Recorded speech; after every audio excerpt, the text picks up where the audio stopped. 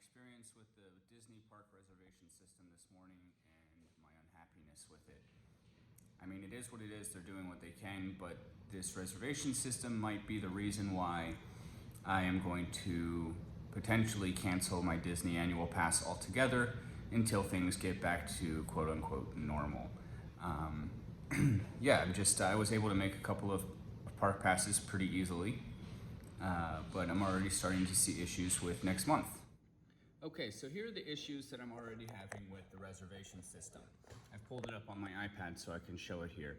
I have a couple of dates booked in July. I was able to book 3 days in July. Now, once I go to those 3 days, I'll be able to start making more reservations. The problem with me is, within August, school starts again. So my kids are going back to school August 10th. So already right now, if I wanted to go the 8th and the 9th, already the 8th is completely booked up, and the 9th has no availability except for Epcot. So then already the 15th, again, completely booked up, and the 16th, again, only Epcot, which this is gonna get even more full and booked out as the couple of days pass in the next couple of weeks. So already the 22nd, again, only Epcot available. The 29th, again, Hollywood Studios, our favorite park, which is where we wanna be most of the time, completely unavailable. So already right now, if nothing changes in the next couple of weeks, which I'm sure it will, the weekends for the parks we wanna be in look like they're completely booked up or going to be completely booked up. So that's a problem for us. Once we get back into school, we can only go the weekends. So basically this reservation system is creating large amounts of blockout time for us, which we have the highest tier pass so that we don't have blackout issues. So if we're gonna not even be able to go in August or pick maybe 1 or 2 days, which I think the 23rd and the 30th are gonna start looking yellow and gray in the next coming weeks, as well as people start going in the first couple week of August, they'll make reservations for then, this and that. Same with July, as people get into the park on the 11th, and these weeks, they'll start making more reservations as well. So already I'm seeing issues with being able to get in August. And once people go in August and start making reservations for September, I think that this pattern where you see the weekends with almost no availability is gonna be a recurring pattern, which doesn't work for us considering the weekends are the only days we can go. So if we're gonna have massive times of blockout, it's not gonna make sense to keep these top tier passes around if we're not even gonna be able to go. So it's a little frustrating. I'm not sure what we're gonna do, but all of these days already being booked up before we even get into the park is not a promising situation. If we do cancel our annual passes for Walt Disney World, it will be temporary. When things get back to normal, we will definitely get annual passes again.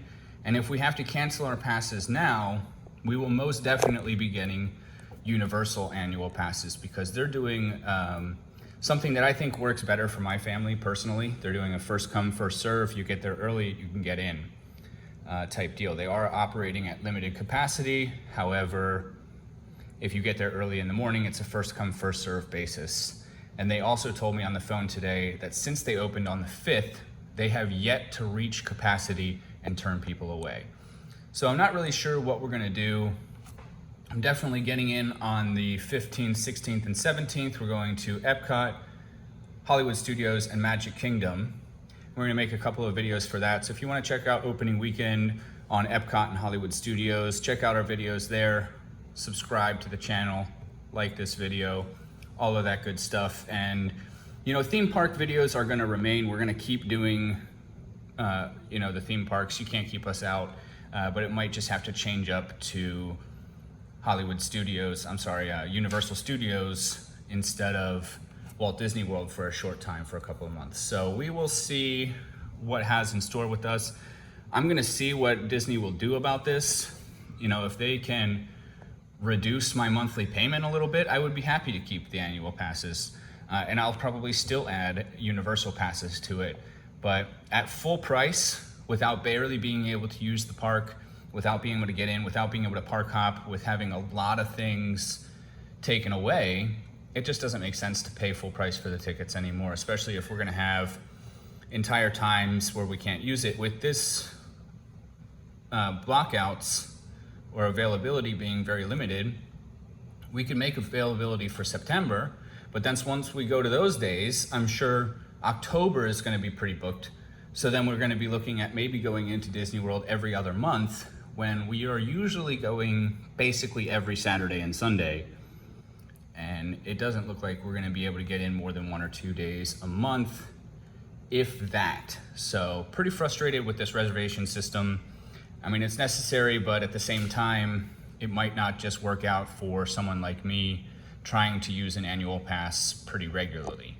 So we will see. Hopefully we'll see you guys for the video on Epcot opening day and Hollywood Studios on the 16th. Check us out there. Subscribe to the channel if you'd like to see those videos. And we're definitely gonna continue with a couple of videos with Universal and all of that, which I've never been to Universal, so it'll be pretty exciting. So we will see, but this is the reason why we are considering dropping our annual passes for Disney World for a couple of months and getting back to it when things are back to normal. So anyway, again, subscribe to the channel if you wanna see more videos and some upcoming videos of Disney World and potentially Universal. So thank you, Disney friends. See you guys later.